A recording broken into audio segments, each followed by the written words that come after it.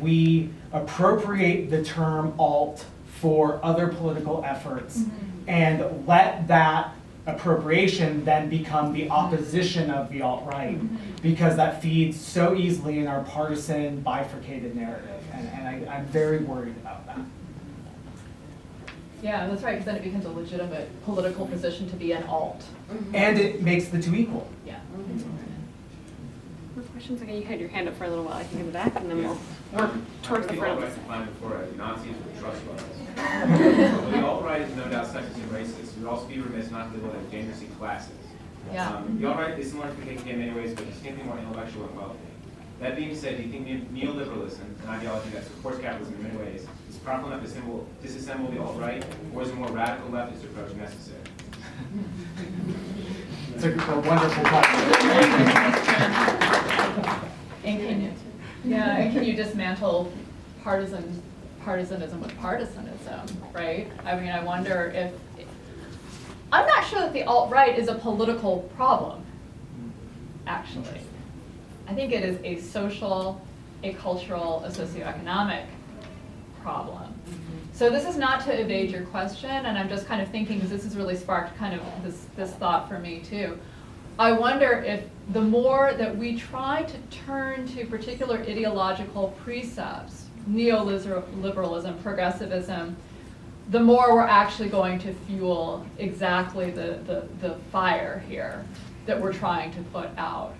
So that doesn't really offer a solution, but I would actually tend to turn away from mislabeling this because it's taking place ostensibly within the realm of political discourse and in a very real way within the realm of politics. That's very real. I'm not sure politics is the solution. Anybody else want to take a stab at that? I will just say that the alt-right has an economy. There's money there, there's merchandise, there's trade, there's intellectual property, there's conferences, there are institutions supporting it. And where there is consumption to be had, neoliberalism is not going to help. That is true. They will not, neoliberalism as a program will not provide an out from the alt-right, because capitalism, there's not an ethic there of discerning which goods, services, and finances are preferable. Right. It's what there's a market for. Right. So obviously the alt-right didn't just come out of nowhere, and people didn't just choose the alt-right because it's there. So I was wondering what faults in American society created the need for an alt-right? Because people wouldn't just want to be in the alt-right for no reason. There would have to be some sort of reason. No. It's no accident that Breitbart got its start as kind of the platform for what it came to call the alt-right in about 2007.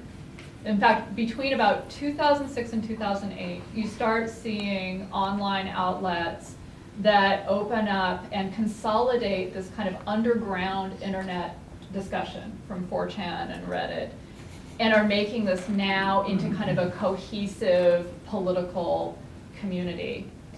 And it really got, and in fact, the first person to ever, it was William Regnery, who's a publisher, who founded the National Policy Institute in 2007 and labeled this group of young men the alternative right or the alt-right. So it's actually not Richard Spencer who came up with the term in 2016. It's William Regnery and people sort of earlier on. This came right out of that political moment, if we sort of turn the clock back, when you had a race between Barack Obama and Hillary Clinton for the Democratic Party nomination, right? And the left was trying to figure out, how are we going to figure out, do we root for a man of color or a woman to get that spot first?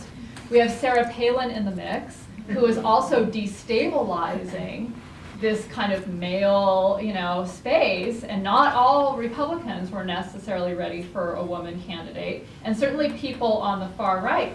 One of the things about the alt-right is that they're also very concerned, again, about this sort of continued white supremacy, and that's not just around immigration control. They also have a fairly strong eugenicist strain that says, women need to be staying home and having more white babies, not running for office. So if you ask me, the expression of this became more clear because the alt-right got more political traction in 2016. This is a movement that came out of political leadership starting to look very, very different in the first Barack Obama. Yeah, I want to touch on that a little bit.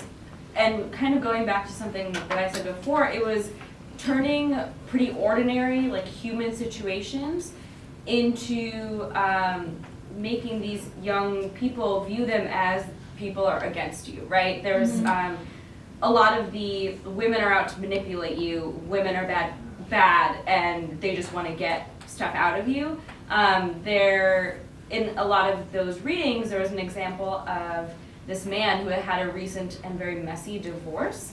And those types of internet forums fed off of that and led him to believe that womankind, in your divorce, it manifested itself in that situation, but now you believe that everyone's out to get you, and now, like, I'm a male, I'm victimized, let's do this movement, right? And so it's the radicalization of, like, very normal situations and presenting discrimination as anti-white, anti-male, all those types of things that made them feel victimized and oppressed, and then said, oh, we need this movement to save us. And then also kind of going off of that, like, I liked how Aditi used the word forum, and that, like, being on the internet, it just made it so much more accessible for those things to just grow. And you can have these horrible thoughts and then realize that other people have them, and then that's also another way of normalizing it, is like, you know, you can have, like, huge long threads of discussion posts of just people who think like you. And, like, that just makes that behavior in your mind acceptable, even though it's not. Yeah.